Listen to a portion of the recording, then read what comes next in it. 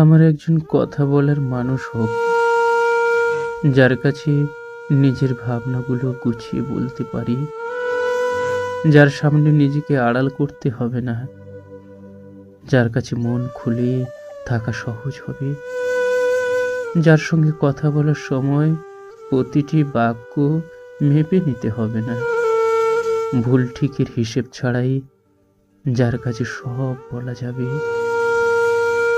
এই শহরের অগণিত মুখের ভিড়ে আমি খুঁজি মাত্র একজনকে, যার উপস্থিতিতে সময়ের তাড়া থাকবে না, যার সঙ্গে কথা বলা যাবে যখন ইচ্ছে। কারণ সবাই ভিড়ে থাকে, কিন্তু সব ভিড়ে আপন মানুষ থাকে না।